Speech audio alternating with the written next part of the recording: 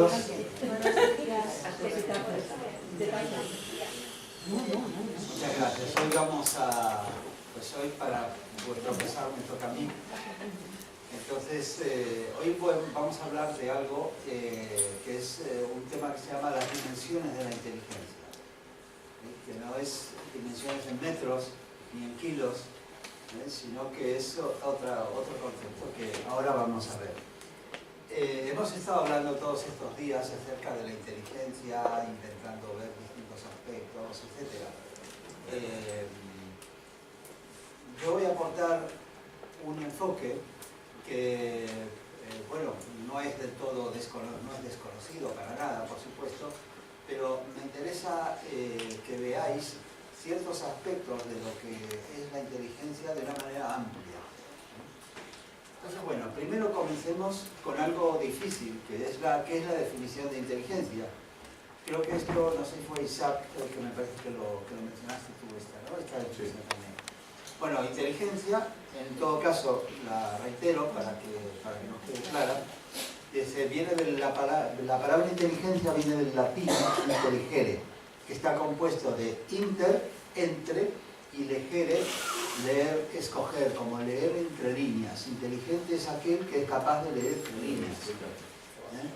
Para otros, inteligencia significa reunir en medio. Inter, también de entre, y legere le pueden decir que viene del ego, que es de unir, ligar. Bueno, en todo caso,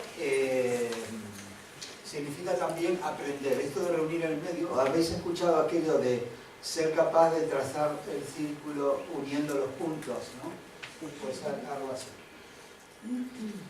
La Enciclopedia Británica define la inteligencia humana como una cualidad mental, fijaos, mental, que consiste en las habilidades para aprender de la experiencia, adaptarse a nuevas situaciones, comprender y manejar conceptos abstractos, es decir, generalizar, hacer abstracciones, obtener leyes, etc. Y usar el conocimiento para manejar el entorno. Esto ya sería como tecnología, una aplicación de la inteligencia. La Wikipedia nos dice que la inteligencia ha sido definida de muchas maneras diferentes, tales como los términos de la capacidad del individuo para la lógica, el pensamiento abstracto, la comprensión. Esto no lo incluía en la Enciclopedia Británica, aunque está un poco comprendido en otras cosas. El conocimiento emocional, fijaos esto, el conocimiento emocional, es decir, la memoria, la planificación y la resolución de problemas. Y ese es uno sobre el cual os quiero llamar la atención. Carlos, sí. dejaste de mencionar conciencia de sí mismo. Conciencia, sí, me la salté, perdón. Conciencia de sí mismo. Es importante. Sí, un poco. Sí. Claro, lo de la conciencia de sí mismo es algo que efectivamente pensamos que por ejemplo, un ordenador, una máquina, puede resolver problemas, puede hacer muchas de las cosas que se dicen aquí, pero creemos que no tiene conciencia de sí mismo, aunque a veces creo que la tiene y nos hace lo que quiere, ¿no? Bueno, tradicionalmente se consideraba que el coeficiente de inteligencia, el Intelligence Quotient o IQ, como se dice en inglés, como una característica única, lineal de la persona. Este tiene 80, este tiene 90, este tiene 100 y este tiene 110, etc. Entonces era como una medida lineal. Un psicólogo de Harvard, el doctor Howard Gardner, presentó bastante recientemente, en 1983, el concepto de que no, que eso no es así, que hay muchas inteligencias, lo que él llamó la teoría de las inteligencias múltiples. Hay distintas clases de inteligencia y todas tienen que ser tenidas en cuenta. El test de inteligencia solo mide una característica, ¿sí? Que suele ser la capacidad analítica, lógica, matemática, etcétera, pero no tiene nada que ver con otras características de la inteligencia que son igualmente válidas como productos de la inteligencia o como características de la inteligencia. Él dijo que la inteligencia tiene varios aspectos y aunque fue definiendo números, ahora lo vamos a ver, pero que cada uno, cada individuo, lo importante es que posee una proporción diferente de cada uno de ellos. Y no estamos todos en una línea recta y nos ponemos aquí, este tiene menos, este tiene más, tiene bastante más y este tiene muchísimo. No, sino que es mucho más difícil de cuantificar y de medir para comparar. Las inteligencias múltiples, él definió, el primero definió 7, además dijo que el número no es limitante, es decir, no es exhaustivo, y después inclusive creo que añadió alguna otra más y todo, bueno, según el enfoque que quieran, pero lo importante es saber que efectivamente hay muchas dimensiones de esa inteligencia. Es como si tuviéramos una figura tridimensional y quisiéramos solo representarla en una línea. Es imposible. No podemos representar un cubo o una esfera en una línea. Tenemos que representarla en el espacio. Entonces, bueno, aquí este es un resumen de las 8 clases de inteligencia que él definió. La inteligencia espacial es la que nos permite tener conciencia, generar imágenes tridimensionales, ubicarnos en un mapa, en un plano, etc. Tener conciencia de dónde estamos. ¿Cuántas veces nos ha pasado esto de que vamos a un sitio y luego volvemos y no, era por aquí, no, era por allí, nos perdemos totalmente? Bueno, las personas que tienen más inteligencia espacial se orientan mejor. Después la inteligencia, voy rápidamente a esto, porque quiero detenerme más en lo que merece más la pena. La inteligencia corporal es aquella que utiliza las habilidades motrices del cuerpo, la plástica del cuerpo, para expresarse y para realizar tareas. Los artistas que hacen plástica, pintura, escultura, danza, inclusive los que hacen tareas manuales, artesanías, etcétera, que utilizan el cuerpo no solamente para modelar o para hacer algo, sino también para expresarse, inclusive con la elegancia, con los ademanes adecuados, etcétera. Eso es inteligencia corporal. Está la inteligencia naturalista, fijaos esta que interesante, también le llaman ecointeligencia, que es la capacidad de relacionarse con el entorno natural. Hay personas que están en un paraje natural, en un entorno hermoso, y dicen, ¿qué dicen muchos? Aquí no hay ningún bar. Estás en medio de la naturaleza y la capacidad de disfrutar, de conectarte con ella, esa es la inteligencia naturalista. Se encuentra más desarrollado en personas que se relacionan con animales, vegetales y con la geográfica, o sea, con la geografía del terreno y las piedras, etc. Luego tenemos la inteligencia musical, que me han quitado mi sable láser.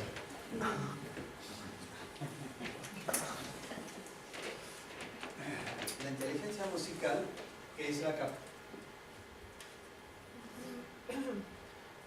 la inteligencia musical, que es la capacidad de expresarse musicalmente, con las funciones del ritmo, interpretación, no solamente para la ejecución de música.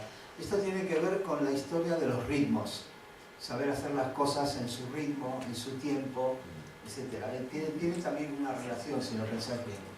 La lingüística, que es la capacidad de dominar el lenguaje, de expresarse verbalmente, la gramática, etc. Escribir, tanto en comunicación oral como escrita.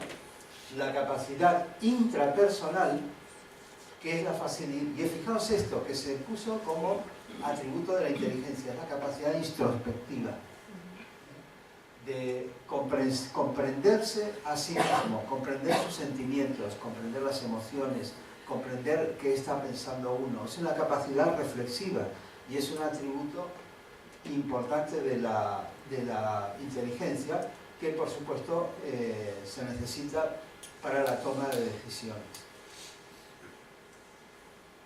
La inteligencia matemática, y esta era la que se creía antigua, esta es la que se mide un poco con la matemática y lógica, que se mide con el test de inteligencia. Esos test, no sé si los habéis visto alguna vez, los conocéis, que os ponen a lo mejor una serie de figuras que tienen una lógica entre una y otra y tenéis que adivinar la siguiente.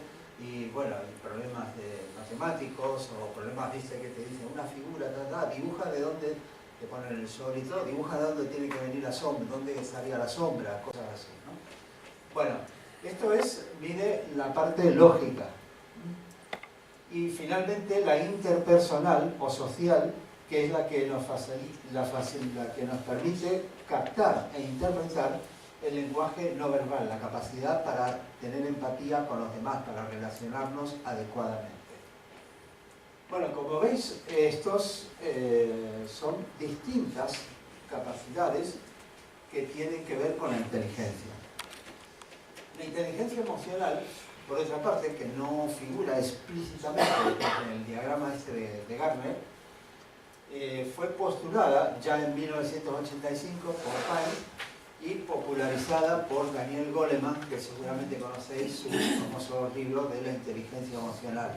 Y después hizo otros, pero en el cual escribe, es un libro interesante, un poco pesado, la verdad, un poco ladrillo, pero bueno, pero muy interesante, quiero decir, porque es muy exhaustivo. Muy interesante porque él se parte del siguiente problema. ¿Por qué? Y es un tema que tiene que ver muchísimo con esto que estamos estudiando. ¿Por qué personas que tienen un alto coeficiente de inteligencia, el IQ este que ha resultado en los test brillantes, alumnos brillantes de universidades, que son muy buenos en los estudios, resolviendo problemas, etc., luego en la vida tienen muchísimos problemas y van a los tumbos? ¿Qué es lo que les pasa? Hay personas que son, todos sabemos, muy buenos estudiantes, brillantes, lo captan a la primera. Como lo captan a la primera, luego no estudian. Y al principio eso les basta para sacar muy buenas notas. Pero como no hicieron el hábito de estudiar, llega un momento que alcanzan su techo. Y cuando alcanzan su techo y tienen que estudiar, se encuentran en un problema, porque no hicieron el hábito. Y entonces, ¿qué pasó? Que sí, siguen siendo inteligentes, pero hay algo que les ha faltado. Hay algo en su conducta, en su capacidad para estudiar, para dejar, o que a lo mejor simplemente son brillantes desde ese punto de vista, pero emocionalmente son inmaduros. Y entonces una rabieta, un fastidio, un enojo con alguien, etcétera, pues les anula completamente en su capacidad para realizar un trabajo o lo malogran. A lo mejor uno es muy bueno, pero se lleva mal con toda la gente, o inmediatamente se obnubila, etc. Bueno, pues la inteligencia emocional va de eso, va de la capacidad que tiene la inteligencia para, diría de alguna manera, modular las emociones. Es decir, para decir, las emociones están ahí, pero todo depende, a lo mejor sí que me fastidia esto, pero todo depende de que eso me anule completamente y reaccione totalmente, o que lo acepte. O la capacidad, por ejemplo, tiene varios aspectos. Habilidades sociales, autorregulación, dice la capacidad para posponer una gratificación, por ejemplo. Decir, oye, ¿qué quieres? Se han hecho experimentos con los niños. Oye, si aquí tienes un dulce, un caramelo, o lo que sea, pero si te esperas 5 minutos, te dejo solo. Si te esperas 5 minutos sin comerlo, vengo y te doy 2 o 3. Entonces algunos dicen que voy a esperar, más vale caramelo en boca que siguen volando. Pero otros esperaban, decían, bueno, puedo esperar y luego me como 2 o 3. Pues eso es un poco a veces lo que pasa en la vida. Mucha gente va en pos de la gratificación inmediata, sin pensar en que eso a lo mejor le está obstaculizando para una gratificación mayor o lograr otros objetivos. La motivación, la capacidad de automotivarse. Hay personas que necesitan que los empujen y hay personas que tienen la capacidad de motivarse a sí mismos. de tener una motivación. La empatía, la capacidad de sentir, de percibir lo que está sintiendo otra persona, ponerse en el lugar de otro, y las habilidades sociales. La motivación, superar la frustración, controlar los impulsos. ¿Cuántas veces nos hemos ido de la boca, decir, oh, ¿para qué lo habré dicho? Esto como, no sé quién mencionaba ayer, una vez que lo dijiste, las palabras no se pueden volver para atrás.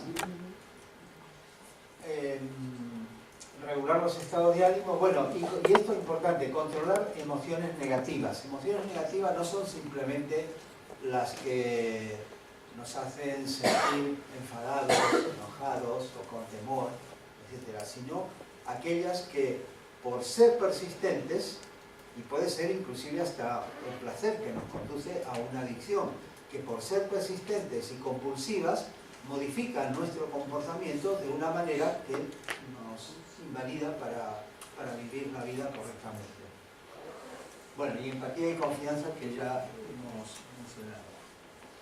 La inteligencia social son las habilidades relacionadas con la comprensión y la propia actuación en relación con otros. No vivimos aislados, somos seres sociales. Todo, en definitiva, en la vida, todos los seres en la vida son seres sociales, somos seres sociales. La comprensión de los demás, la empatía, la comunicación efectiva. Podemos ser muy dicharacheros, pero comunicar mal. Estar hablando, pero realmente no comunicar muy bien. Luego, la capacidad de establecer relaciones nuevas y mantener las viejas. Es decir, no se trata de hacer 500 seguidores en el Facebook, ¿no? Que luego ni los conoce. Como no sé quién me comentó, eso fue hoy aquí, que me comentó de algún chico que dijo, tengo no sé cuántas amistades, dice, y algunos los conozco.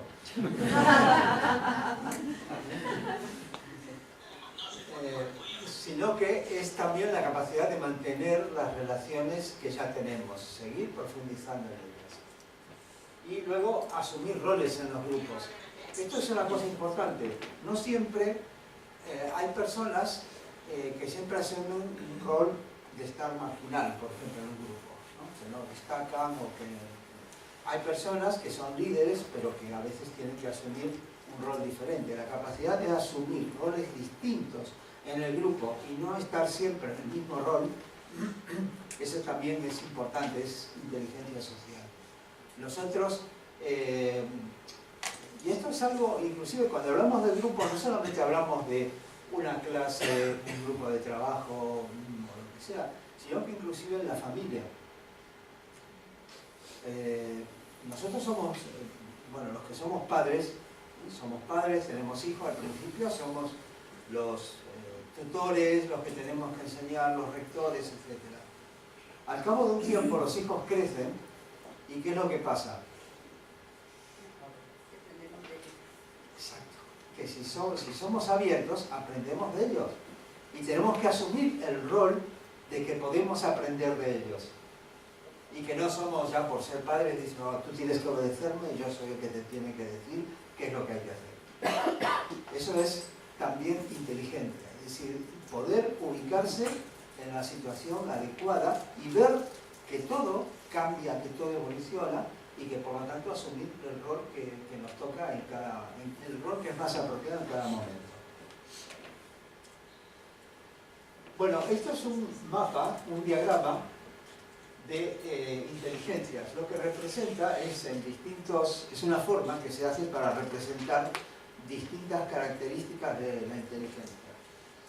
Por ejemplo, ves aquí dice, bueno, esta inteligencia social tiene bastante, de intrapersonal tiene bastante, musical no tanto, este se orienta mal, evidentemente no es muy bueno, es medio patoso, tampoco tiene mucha flexibilidad, lingüísticamente está correcto, está bien, etc. Cada uno de nosotros podría trazar un mapa con sus habilidades. Pero ese mapa, tengamos en cuenta que además cambia con el tiempo, no es estático. Esto cambia con el tiempo. Y bueno, esto simplemente para que veáis esta idea de que realmente hay distintas inteligencias. Los animales también tienen inteligencia. Este no es el copito, este es uno de mis gatos, el Apolo. El Apolo mirando un pajarito en YouTube. Bueno, pues, a ver, son capaces de percibir, bueno, eso está claro. Son capaces de sentir, es decir, de tener sentimientos. Hasta esto lo comenté hace unos años en La Rama, en una charla también, y había algunos que me decían, no, ¿cómo? Decía, es increíble, todavía hay mucha gente que cree que los animales no sienten y que no piensan, son capaces de pensar. Decía, ¿cómo son? Sí, son capaces de pensar, son capaces de elaborar estrategias, no solamente de un pensamiento así muy superficial, sino de elaborar estrategias, una estrategia para cazar, estrategias para obtener comida, para inclusive todo el juego que hacen de territorial, por ejemplo, dominación territorial, etcétera, tiene su importancia porque es precisamente a través de lo que viene a través de lo de pensar. Ah, perfecto, bueno.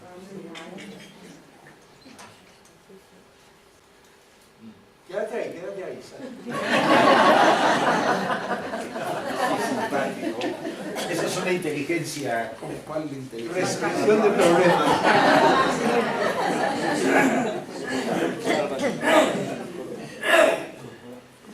Elaboran estrategias y son capaces de tener empatía, es decir, de sentir.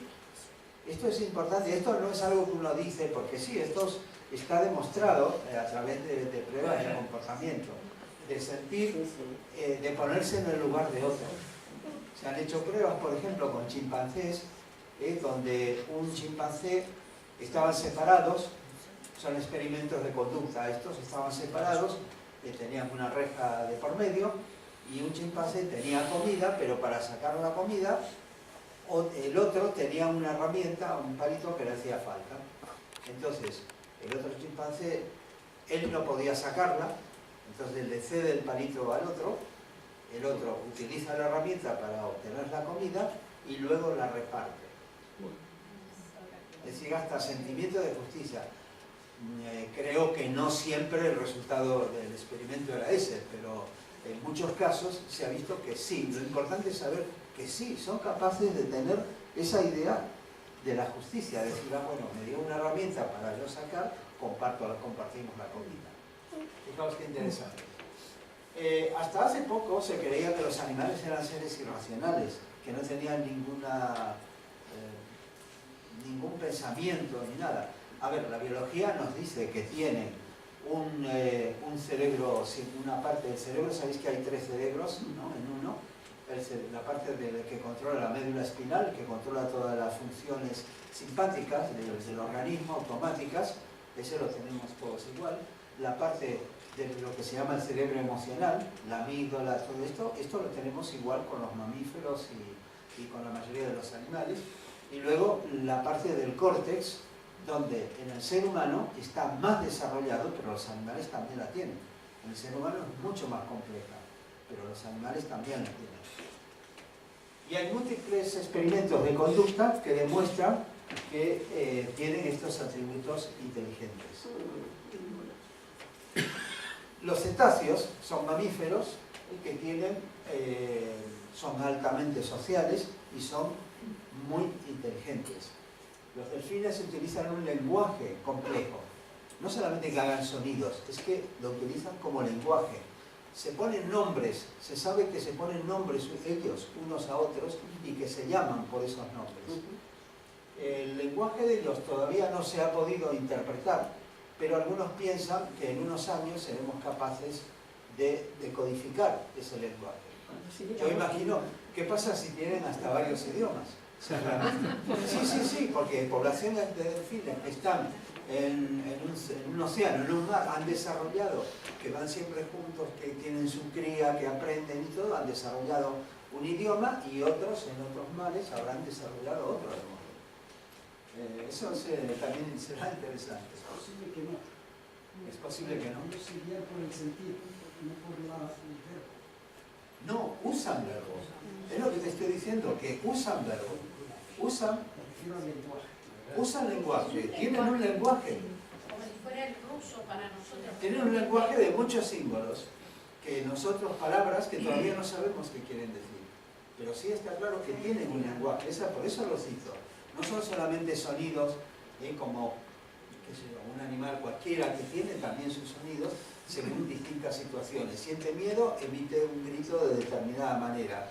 Que siente que está bien, pero esto estamos hablando de un lenguaje. Sí, Isabel. El lenguaje egipcio, el antiguo, el jeroglífico, no tenía vocales.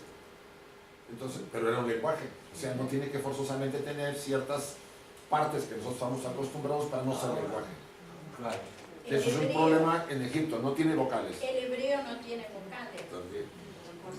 Es actual. Pájaros migratorios que saben dónde están porque los pájaros locales hablan distinto. Así es una de las maneras de orientarse. Ajá. Muy interesante. Carlos, ¿y qué pasa con el alma grupal? Porque todos los animales tienen un alma grupal y se dice que lo que aprenden un volumen determinado de esa especie lo comparten con los demás. Entonces tampoco tendrían tanto problema que estuvieran lejos, ¿no? El alma grupal tengo entendido que es al principio, cuando son muchos que la componen, pero a medida que van evolucionando, el alma grupal decrece el número de formas hasta que llega a una sola, y no puede pasar al reino humano porque en este momento ese paso está cerrado, pero sí mantienen varias encarnaciones en un solo cuerpo, aunque sigan siendo animales. Bueno, dejemos a Carlos. Bueno, muy bien, no, bien. Que si es interactiva y hay interés, perfecto. Bueno, hay muchos experimentos de conducta que demuestran una inteligencia no instintiva en el reino animal. Recuerdo esto, separemos esto, no instintiva, es decir, no cosas que se resuelven directamente por el instinto. Son capaces de resolver problemas que no son tan obvios y que pueden tener el sentido de la justicia como antes os dije. Os voy a pasar unos vídeos, un par de vídeos cortitos que os van a demostrar un poco cómo funciona esto.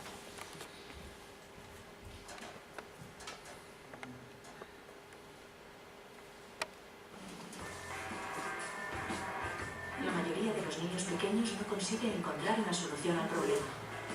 Es posible que usted tampoco haya dado con la respuesta todavía, ¿verdad? Tu cabeza está justo delante. Veamos qué hace un orangután cuando se encuentra con este desafío por primera vez en su vida.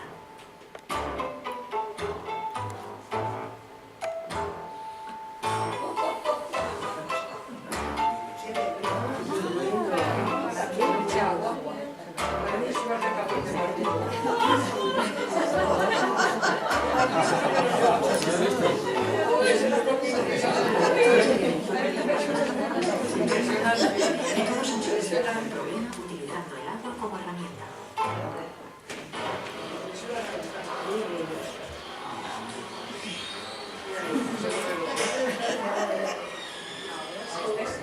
Lo que este experimento ideado por el primatólogo Joseph Kay y otros científicos sugiere es que los grandes simios, como sus primos humanos, tienen una inventera excelente a la hora de resolver problemas.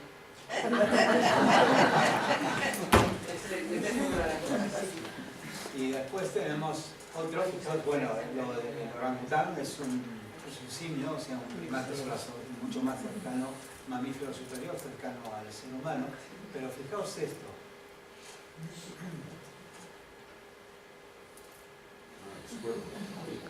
Perdón.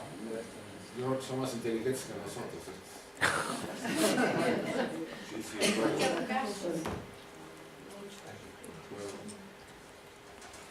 Los cuervos no están entrenados, es la primera vez que se sometían a esto.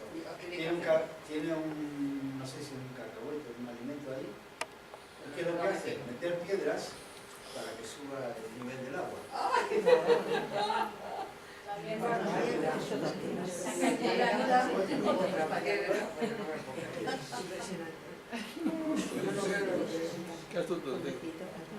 Esto no se lo han enseñado, ¿no? No, y es la primera vez que lo ponían aquí. Porque si no el experimento no vale. Observa que eso se observa que casi llega. Sí. Le falta un poquito todavía. Ya le queda solamente una conchita. Ahora sí.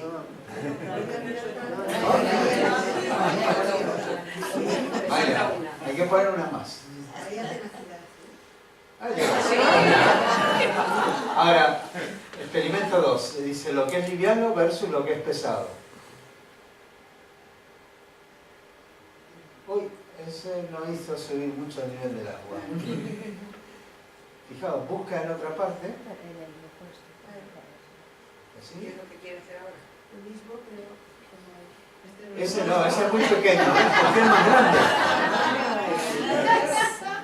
Ahí está. Ahora, sólido versus hueco. ¿Ven? Le ponen cositas que son huecas y otras sólidas. No llega. Fijaos cómo no elige la que es hueca. Por favor. Y este de lo que, fijaos, hay dos vasos, uno ancho y otro más estrecho. Claro, en el ancho, mirad lo que pasa, ve que pone, pero el agua no sube, porque es muy ancho. Entonces se va al otro. Y este sí sube. Claro, aquí, Necesitamos con un usar. par de pesos, Ya. ya la tiene. Les insisto, Bueno. muchos de nosotros no lo haríamos, ¿eh? Bueno, dejamos así. Nos estamos sintiendo mal, Carlos, ¿eh? Estos son experimentos realizados en la Universidad de Auckland, en Nueva Zelanda. Vamos a seguir con la presentación, con el tema. Seguramente todos estos animales harían lo mismo. Dice que, digo, se cogería otro individuo y haría lo mismo. Ah, sí, son pruebas repetidas. Sí, ¿No? lo que quiere decir es que en los hombres algunos acertarían y otros no. Sí, por supuesto. Hay una individualidad, parece que en unos, seguramente en otros no. Lo que generalmente pasa, que estas pruebas se repiten muchas veces, con individuos se toman por primera vez, se les expone al problema y a ver cómo se comportan.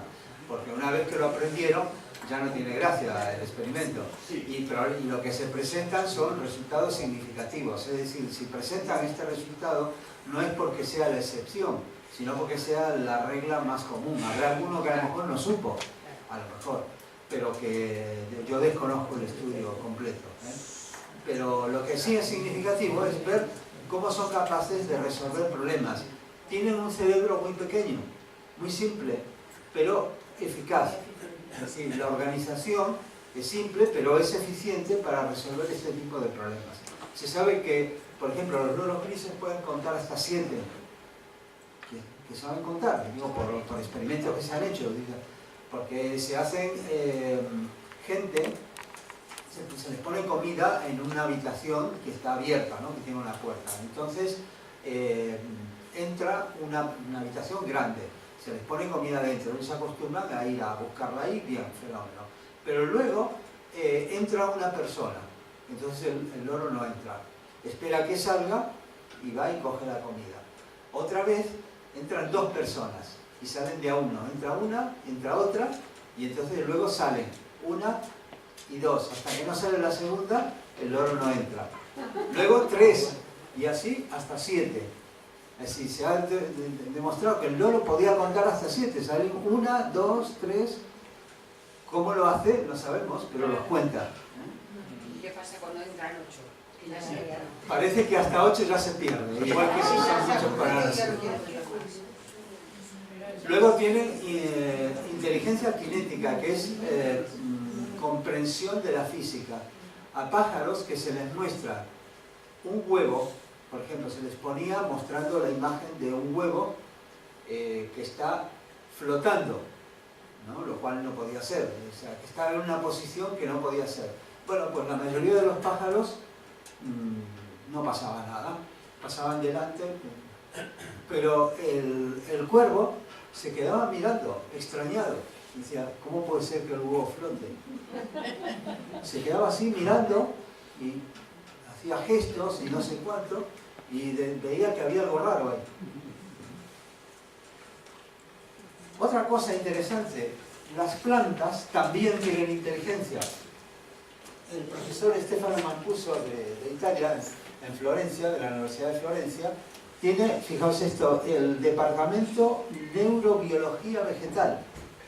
Las plantas no tienen sistema nervioso, no tienen cerebro, pero tienen una estructura en la punta de las raíces, una estructura muy simple de algunas células especializadas que les sirven para sensar y forman como una red neuronal, pero de estas células especializadas, y que les permite tener una capacidad muy primitiva de inteligencia.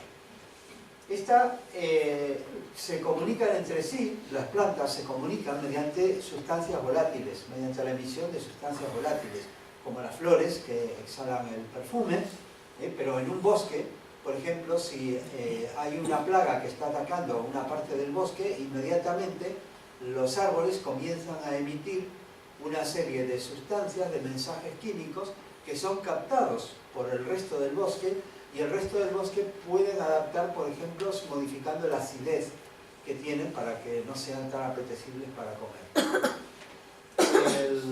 Desarrollan adaptaciones, conocemos muchísimos ejemplos de adaptaciones en el mundo vegetal en los cuales las plantas, de hecho Stefano Mancuso dice que las plantas nos vienen utilizando desde hace miles y miles de años, es decir, que ellas nos utilizan a nosotros también. Porque hay plantas que han desarrollado, por ejemplo, una especie de hoja que simula el perfil de la hembra de un insecto del cual ellos quieren que venga para que los polinicen. Viene el insecto creyendo que es una hembra, se encuentra que no, que es una parte de la planta, pero ya se lleva el polen y la lleva a otra. Y el bosque, en definitiva, un bosque forma una red, igual que una red de internet o una red neuronal, etc. Forma una red muy primitiva, pero forma una red. Bueno, hay otra idea que sale por ahí muchas veces, que es la creación inteligente. Dicen que el universo tuvo que haber sido creado por un creador, por supremo, dotado de una gran inteligencia. Según ellos, explicarían el increíble ingenio que vemos en la naturaleza. Y si en la naturaleza vemos las cosas tan perfectas, tan ingeniosas, dice, bueno, esto tiene que haber sido creado por un Dios fantástico, todopoderoso, etc. Obviamente se habría requerido una increíble potencia de cálculo para desarrollar todos los mecanismos y diseñar todos los detalles de la física y del universo. Y os voy a poner un ejemplo. El glóbulo rojo, el leucocito. El glóbulo rojo tiene una forma como esta, que es como un donut, pero relleno en el centro, como este también, o este, que está relleno en el centro. ¿Por qué no tiene forma de una esfera? Que sería lo primero, decir, bueno, en la naturaleza toda agrupación de cosas, ¿no?, se forma de una manera pareja, formando una esfera. Porque la esfera iría razonablemente bien en el torrente sanguíneo, pero ¿cuál es la misión del glóbulo rojo? Transportar oxígeno. Transportar oxígeno a través de la molécula de hemoglobina, ¿verdad? Pero para eso, ¿qué necesita? Necesita tener una gran superficie, una superficie buena para poder hacer ese intercambio con las células. La esfera es la figura geométrica en 3 dimensiones que tiene la mínima superficie para un volumen determinado. Entonces esa no es conveniente. Bueno, pues matemáticamente se puede calcular que la forma esta de donuts, con no hueca en el centro, sino con un relleno, es la que tiene la máxima superficie.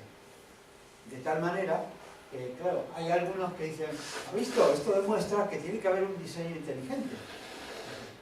Pero la naturaleza diseña desde adentro. Nos lo demuestra la evolución de la biología.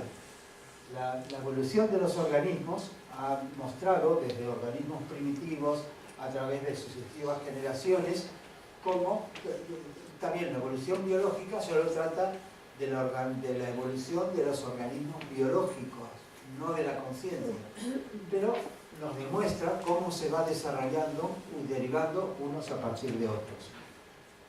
Aunque está conocido cómo opera, en cierta manera, todavía tiene muchísimas claves para descubrir, muchísimas incógnitas. Hay una cosa sumamente interesante y es la endosimbiosis, que fue propuesta como es el origen de las células eucariotas. Las células eucariotas son las que componen las plantas, son las que tienen núcleos, son las que componen las plantas, los animales, etc. La mayoría de los organismos sacando las bacterias, ¿no? Entonces, bueno, esa señora Lynn Margulis, que falleció en 2011, hace poco, presentó una idea que al principio sonó como sumamente extraña y tonta, pero que luego se fue verificando y le fueron dando la razón, y es que en el pasado, dice, las bacterias aparecieron hace 3.500 millones de años, pero las células eucariotas se estima que aparecieron hace 1.500 millones de años, y que ellas aparecieron por un fenómeno de dos endosimbiosis. ¿Qué fue eso? Que una célula, una arquea, una protoeucariota, una anterior, pues engulleron a una bacteria, pero en lugar de disolverla, en lugar de comérsela, la bacteria coexistió dentro del organismo y formó un nuevo organismo. Y entonces, así aparecieron las mitocondrias y luego en otra fusión similar aparecieron los cloroplastos, que son los corpúsculos que permiten a las plantas, a las células de las plantas, hacer la clorofila y sintetizar a través de la luz del sol, romper la cadena de sintetizar azúcares, etc., para hacerlo más simple, ¿eh? Entonces, esto es una muestra de que la evolución, los mecanismos de la evolución, y lo que dice Lynn Margulis es que las simbiosis y la reutilización tienen un rol más importante que las mutaciones, que es lo que dicen los neodarwinistas, que es la única fuente de alteraciones que se producen en la evolución. ¿Y esto por qué es importante? Porque esto es una cooperación. Fijaos esto, es una cooperación. Un organismo, en lugar de comerse al otro, se unen y forman un organismo nuevo. Y es una cooperación que ocurrió hace 1.500 millones de años. Pasamos a la otra idea reciente, esta es mucho más reciente, que ha planteado, bueno, entre ellos este señor, Eric Jans, que es el paradigma del universo autoorganizado, de los sistemas autoorganizados o autoorganizantes sería en inglés, que se organizan a sí mismos. Estudiando con la teoría de sistemas, cuando digo teoría de sistemas, teoría matemática, de sistemas, aquí es con matemática, modelos, etc. ¿Cómo funcionan sistemas? Aquí, por ejemplo, hay una nube, ¿habéis visto estas nubes de estorninos, no? Sí. Que parece que van todos juntos. Y dice, ¿cómo se coordinan? Porque parecen una sola masa. Dice, bueno, no hay nadie que los guíe. Se coordinan ellos. ¿Y cómo lo hacen? Bueno, pues igual que abejas y otros organismos, inclusive sistemas hasta mecánicos, sistemas complejos muestran una espontánea tendencia a la autoorganización que les permite evolucionar. Es decir, que les permite tener un equilibrio estable, pero no del todo. Se llama un equilibrio homeostático, un equilibrio que es, en cierta manera, inestable, es decir, tiene una pequeña inestabilidad que les permite hacer alteraciones. Y esto es lo que se llama, con esto produce la teoría general de la evolución, la cual entonces sostiene que el desarrollo de los organismos no se produce solamente por mutaciones fortuitas. Las mutaciones están, pero ese no es el motor, el motivador, sino que el conjunto de los propios organismos se organizan. Y es como una inteligencia que está desde dentro, que es la que hace que todo progrese y evolucione. Esto genera un cambio en la teoría de Darwin, ¿no? La darwiniana. No genera un cambio porque Darwin no dijo que la fuente de la evolución son las mutaciones. Él habló de las adaptaciones. Pero ¿por qué se producen esos cambios? Eso ya es de los neodarwinianos, que son los que dicen, no, son solamente por mutaciones y prueba y error. El que tiene éxito, la mutación que tenga éxito, produciendo una mejor descendencia y una mejor adaptación al medio ambiente, sobrevive. Y las otras se pierden. Pero esto está siendo muy cuestionado. Lynn Margulis era muy crítica con esto y decía que en los laboratorios estaban cansados de hacer experimentos con moscas, rayos X, etc. Dice, lo único que desarrolla son organismos enfermos. Nunca se obtuvo una especie nueva. Dice, es así, ni ninguna cosa. Dice, eso no es el motor de la evolución. Este señor, James Lovelock, fue el creador de la teoría de Gaia. Supongo que esta os suena, sí, pero dice, bueno, básicamente, brevemente, que la Tierra, con todo el conjunto de sus seres vivos, organismos, minerales, materiales, gases, aire, atmósfera, etc., forman un conjunto inteligente, un conjunto que evoluciona, que tiene un equilibrio que se llama homeostático, que se va regulando y se va manteniendo para permitir la vida sobre la Tierra. Dice que, por ejemplo, la proporción de oxígeno, fijaos que se ha mantenido constante a lo largo de millones y millones de años. ¿Por qué? Dice, porque los propios organismos regulan la producción y el consumo de oxígeno, todo el conjunto de masas sobre la Tierra. Bueno, él investigó un montón de cosas sobre esto, sobre ciclos, él y sus colaboradores, y de hecho Lynn Margulis fue colaboradora de él, y estuvo con la teoría de Gaia, y demostraron que hay muchísimos ciclos, ciclo de la sal, ciclo del carbono, ciclo del oxígeno, ciclo del agua, todos que se van autorregulando, se van manteniendo para dar las condiciones de vida favorables sobre la Tierra. De hecho, se preguntaba, dice, bueno, a la luz de esto, dice, ¿qué es un ser vivo? Porque él por ahí decía, bueno, él luego tuvo que dar marcha atrás y decir, no, yo no digo que Gaia que la Tierra sea un ser vivo. Dice, pero más o menos esbozábamos un poco la idea así, porque la comunidad científica decía, ¿cómo vas a decir eso? Pero fijaos lo siguiente, si la humanidad, según proponía Stephen Hawking, poblara, encontrara otro lugar para poblar, otro planeta, donde se pudiera establecer a lo largo de miles de años, ¿no es cierto? Y dijera, bueno, hacen una colonia en otro sitio. ¿No sería eso una reproducción del género, de la especie humana? Sí. Y de las plantas y de todo lo que se lleve a ese lugar. Claro, entonces, ¿qué podríamos decir? ¿Que Gaia se reprodujo? Sí. Claro.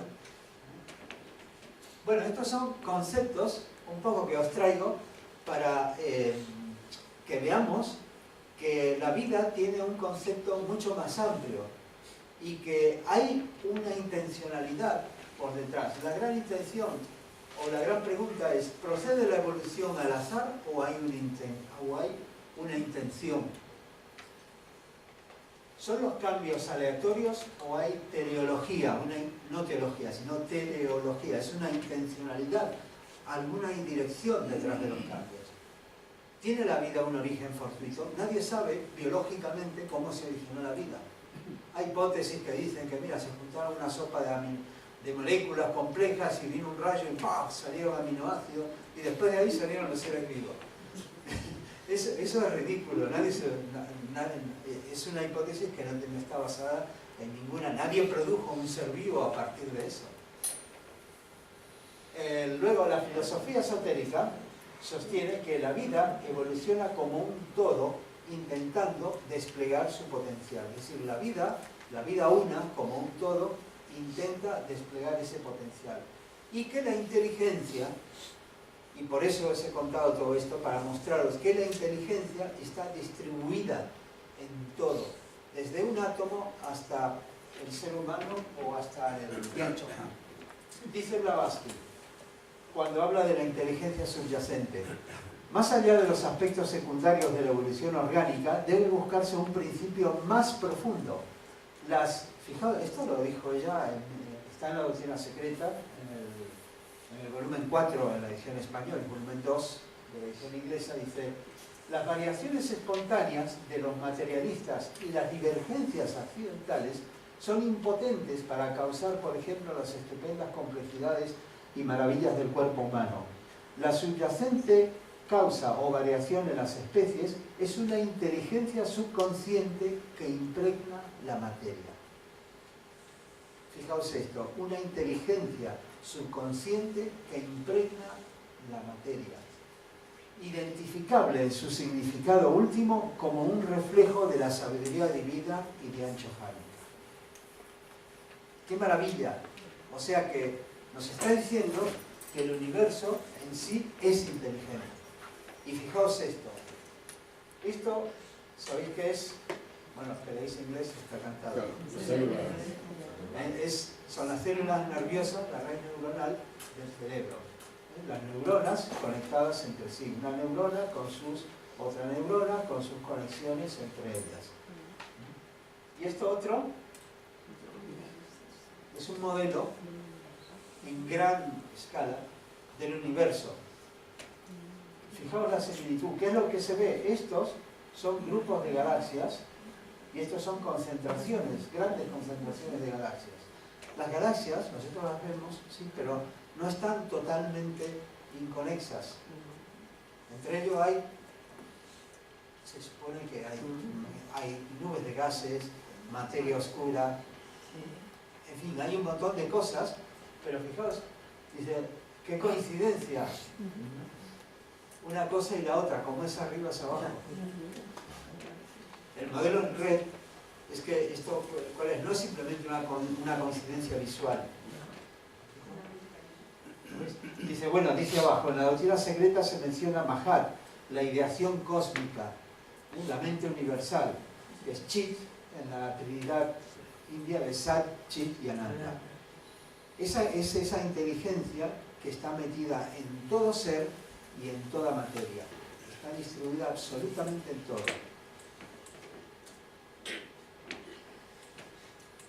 Y es una inteligencia colectiva. Fijaos esto, hoy se estudian las redes, se sabe que en una red social tenemos un promedio de 140 contactos más o menos cada persona y que puede influir hasta 3 niveles, es decir, a los amigos de los amigos y a los amigos de los amigos de los amigos, que aunque no los conozca, por la transmisión de unos y otros, lo que uno hace, cómo se comporta y todo puede influir hasta esos 3 niveles. Y hay una gran inteligencia colectiva en la red. Ortega y Gasset decía, el hombre es él y sus circunstancias. Os hago una pregunta, ¿cuántos usáis un ejemplo de inteligencia colectiva? ¿Cuántos usáis Google Maps? Con el navegador, GPS. Bueno, habéis visto que os pone en azul si la vía por donde vais está bien, no hay tráfico, en naranja si hay congestión y en rojo si hay atasco. ¿Cómo lo sabe? La información de todo. ¿Planteasteis alguna vez cómo lo sabe? Satélite. No, la información de cada uno. Cada persona que está usando el Google Maps está mandando la información de dónde está y si hay mucho en la misma zona, pues toda esa información refleja después en el tuyo de cómo está el tráfico. Es la información de todos la que se junta ahí. Exactamente. ¿Lo entendéis? Es decir, que cada persona que está usando Google Maps no solamente está recibiendo información del mapa, del tráfico, sino que está enviando información de su posición y por lo tanto de su velocidad y todo. Con lo cual Google sabe, de acuerdo con la velocidad de la vía, si hay mucho tráfico, si va lento, si va rápido. Y eso es inteligencia colectiva. ¿Veis el ejemplo? Y hay muchísimos ejemplos, pero no tenemos tiempo.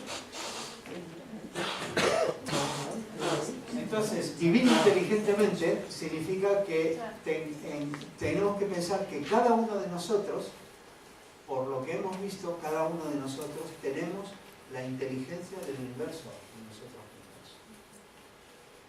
La inteligencia del universo, no la nuestra, la del universo. Que la inteligencia humana está dada por factores biológicos, es decir, algunos nacen con cierta inteligencia, pero se cultiva y se desarrolla, igual que se despliega en todo el universo. Que necesitamos, pero hay una cosa, y es que necesitamos eliminar obstáculos para que ella fluya. Que vivir inteligentemente es comprender la vida y estar en armonía con ella para aprender de ella. Antes habíamos dicho que una de las definiciones de la inteligencia hacía énfasis en la capacidad de aprender y de resolver problemas. Si somos capaces de aprender de la vida y resolver esos problemas, entonces podemos vivir inteligentemente. Para terminar, con esto termino ya. Comprender, entonces inteligencia es comprender que todo fluye. Si nosotros pensamos que todo, tal cual la vida se va a conservar, tal cual la conocemos, tal cual estamos, no somos inteligentes. Comprender el flujo de la vida, el correr de la vida, eso es necesario para vivir inteligentemente.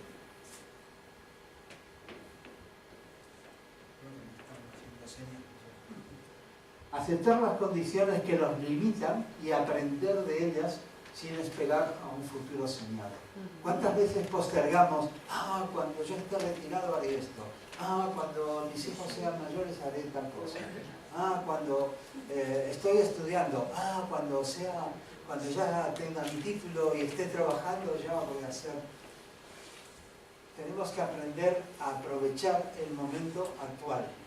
Nunca sabemos qué va a venir en el momento futuro. Y lo que venga, lo tenemos que aprovechar igual. Eso es capacidad de adaptarse y de aprender. Y eso es inteligencia. No luchar contra lo que nos ata, porque lo que nos ata tiene algo que enseñarnos. Muchas veces desperdiciamos nuestra energía con eso. ¿Pero por qué yo me tengo que ocupar de esto? Esto es injusto. Esto lo debería hacer fulanito. ¿Por qué no lo hace y lo tengo que hacer yo? Pues si lo tenemos que hacer, o si tenemos que cuidar mucho a un familiar porque se ha descuidado, pues mala suerte. Pero eso, mala suerte o buena suerte, depende de cómo lo empleemos nosotros. Estar atentos, porque el futuro se construye ahora. Nosotros podemos imaginar muchísimo, pero el presente, lo que está ahora, es donde realmente estamos operando. Estar atento al presente y utilizarlo, eso es vivir inteligentemente. Krishnamurti. Como nos dice Krishnamurti, Eckhart Tolle y un montón de...